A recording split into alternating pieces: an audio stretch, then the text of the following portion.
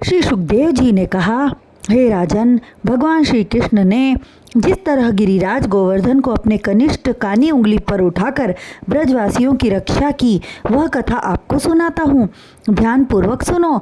हे राजन, कार्तिक मास की चतुर्दशी तिथि को सभी ब्रजवासी प्रतिवर्ष इंद्रदेव का पूजन अर्चन करते थे, जिससे इंद्रदेव प्रसन्न होकर वर्षा करते थे। हर साल की भांति कार्तिक मास की चतुर्दशी को ब्रजवासी पूड़ी, मिठाई आदि विविध प्रकार के व्यंजन बनाकर इंद्रदेव के पूजन की तैयारी में मग्न थे।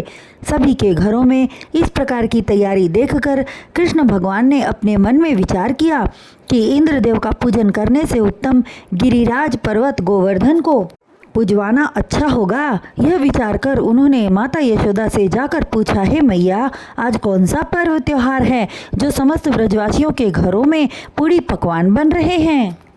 यशोदा जी उस समय व्यंजन तैयार करने में व्यस्त थी, अतः बोली, हे लल्ला, मेरे पास बात करने की छुट्टी नहीं है, तू किसी और से जाकर पूछ ले। तब वे नंदराय जी के पास जाकर कहने लगे, हे बाबा, आज किस देवता की पूजा की जा रही है और क्यों? कृपया मुझे बतलावें। हे राजा परीक्षित, कन्हैया के वचनों को सुनकर नंदराय जी बोले, हे पुत्र, आज इंद्रदेव के पूजन की तिथि है। मेघों के राजा इंद्र हमारी पूजा से प्रसन्न होकर पानी बरसाते हैं, जिससे हमारे खेत हरे भरे रहते हैं, घास हरी भरी होती है, जिससे हमारी गौएं चरकर प्रसन्न होती हैं।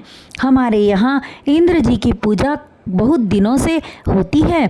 नंद बाबा के वचनों को सुनकर श्री कृष्ण जी कहने लगे, हे बाबा, आज तक आप लोगों ने न जाने अनजाने में इंद्र की पूजा किया, वह ठीक है, परंतु अब इंद्र की पूजा न करें, क्योंकि इंद्र यहाँ आता नहीं। वह किसी को भक्ति, मुक्ति अथवा सिद्धि भी नहीं दे सकता।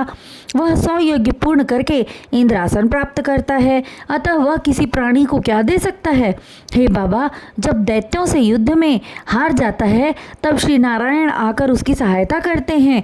जो अपनी रक्षा स्वयं नहीं कर सकता, वह तुम्हारी क्या रक्षा करेगा। संसार में 3 तरह के धर्म बताए गए हैं। एक, वेद शास्त्र के अनुसार, दूसरा लोक व्यवहार, तीसरा अपने मन से। उसमें वेद शास्त्र के अनुसार किए गए कर्म फलीभूत होते हैं, बाकी निष्फल जाते हैं। जो बात विधाता ने कर्म योग में लिख दिया है, उसमें तिल भर भी घट बढ़ नहीं सकता। जो आप कहते हैं कि वर्षा इंद्रदेव करते हैं, तो यह समझो कि 8 महीने सूर्यदेव अपनी धूप से पृथ्वी का जल सोखते हैं। वही जल बरसात के 4 महीने में बरसता है, उसी से अन्न, घास आदि उपजते हैं। नंद जी को संबोधित करके श्री कृष्ण जी पुनः बोले, हे बाबा, जो अपने धर्म का त्याग कर दूसरों का धर्म ग्रहण करते हैं, वे पाप के भागी होते हैं। यदि आप मेरा कहा माने तो अब इंद्र की पूजा न करके गिरिराज गोवर्धन की पूजा आरंभ कर दें, क्योंकि जल बरसाकर अन्न उपजाने का कार्य इंद्रदेव नहीं करते, बल्कि गिरिराज गोवर्धन करते हैं।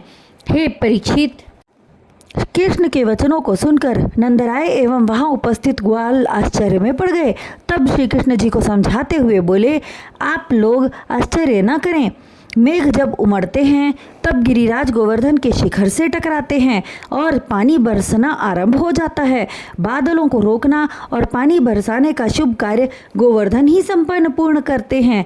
अतः आप सब ग्वालों से गोवर्धन की पूजा कराइए, इनकी कृपा से हर साल से अधिक वर्षा होगी। कृष्ण जी के वचनों को सुनकर सब ब्रजवासी अत्यंत प्रसन्न हुए और इस बार गोवर्धन की पूजा करने के लिए घरों घरों में जाकर कहने लगे। तब समस्त गोप ग्वाल पूड़ी, मिष्ठान, पकवान आदि लेकर गोवर्धन पर्वत के निकट जा पहुँचे और दही, चंदन, फूल, माला आदि चढ़ाकर उनका श्रृंगार किया। घी के दीपक जलाए गए तथा धूप, चंदन आदि से उनकी आरती की गई और शंख, मृदंग आदि बजाकर मंगल गान करने लगे।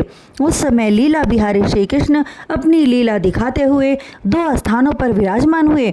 एक तो स्वयं ग्वालों के बीच रहे और दूसरे रूप में गिरिराज गोवर्धन से प्रकट होकर भोग लगाई वस्तुओं को उठा उठा कर खाने लगे। तब श्री कृष्ण जी बोले, देखो देखो, गोवर्धन भगवान प्रकट होकर भोग की सामग्री खा रहे हैं। आज से ये ही हमारे राज्य के देवता हैं। श्री सुखदेव जी बोले, हे राजा परीक्षित, वह दृश्य देखकर ग्वालों के प्रसन्नता की सीमा न रही। वे गोवर्धन भगवान की जय जयकार करने लगे। उधर इंद्रलोक में इंद्रजीत देवताओं से पूछने लगे, इस बार ब्रज से अभी तक हमारी पूजा क्यों नहीं आई? तब देवताओं ने बतलाया कि नंदराय के पुत्र कृष्ण के कहने पर समस्त ब्रजवासी आपका त्याग कर गोवर्धन पर्वत की पूजा कर रहे हैं। यह सुनते ही इंद्रदेव अत्यंत क्रोधित हुए और मेघराज को आदेश दिया कि जाओ और अतिवृष्टि अत्यधिक वर्षा करके समस्त ब्रजमंडल को सागर में बहा दो।